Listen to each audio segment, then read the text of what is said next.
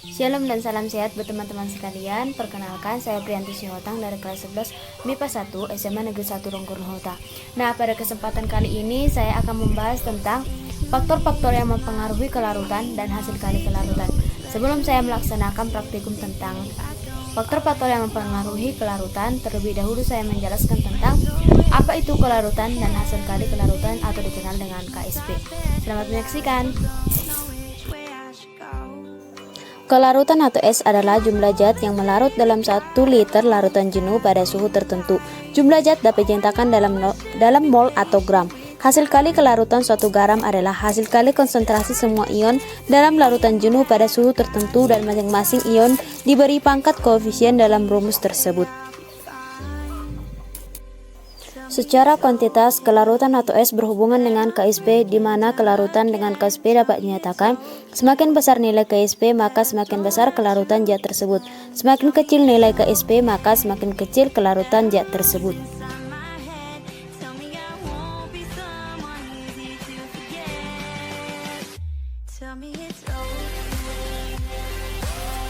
Bahan-bahan yang kita perlukan untuk melaksanakan praktikum, yang pertama ada air putih atau air mineral, ada minyak goreng, minyak kayu putih,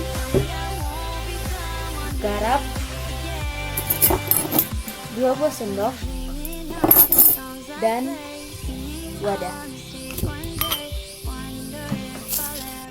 Pertama, kita isi wadah pertama dan wadah kedua menggunakan air putih.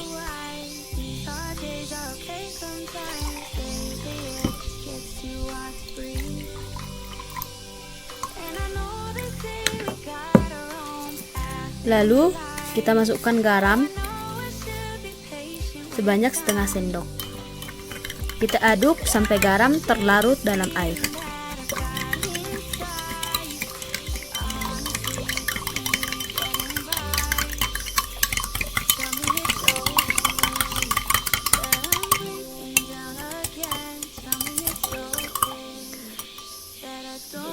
Garam terlarut dalam air.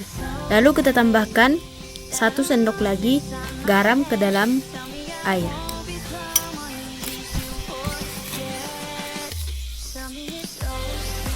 Lalu kita aduk.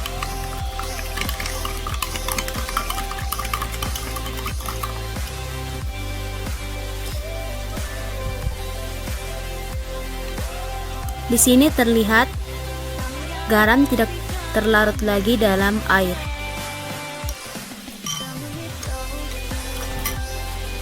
Untuk wadah yang kedua, kita masukkan minyak kayu putih sebanyak 1 sendok.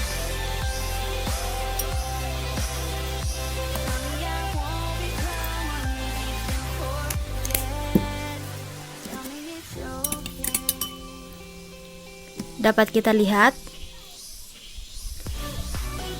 minyak kayu putih tidak terlarut dalam air karena air bersifat polar dan minyak kayu putih bersifat non-polar. Kita lanjut dengan percobaan kedua.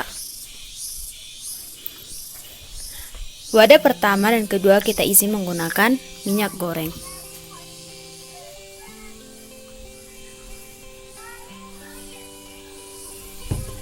Kemudian wadah pertama kita masukkan garam,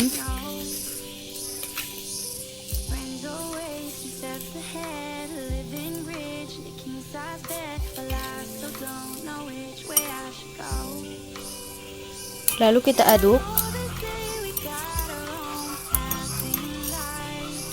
Garam tidak terlarut dalam minyak. Untuk wadah kedua kita isi menggunakan minyak kayu putih.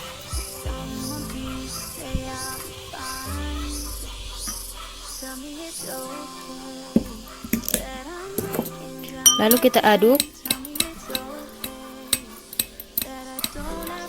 Minyak kayu putih dan minyak goreng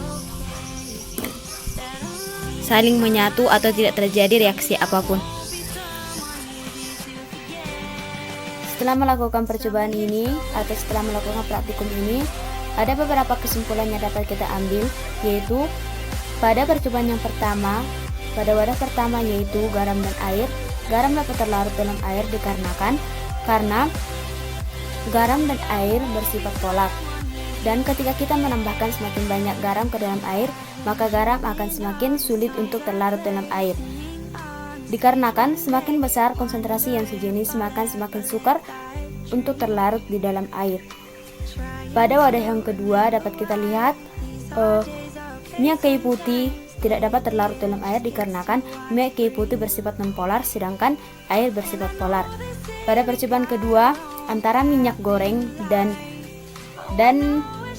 garam tidak dapat terlarut dalam air dikarenakan garam itu ionik yang bersifat sangat polar dan minyak goreng bersifat tidak nonpolar sehingga sulit untuk garam terlarut dalam minyak goreng. Pada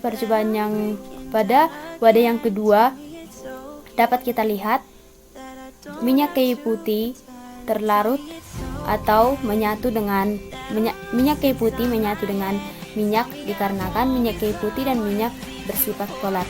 Demikianlah percobaan ataupun praktikum yang bisa saya bagikan kepada teman-teman hari ini. Semoga bermanfaat. Sekian dan terima kasih.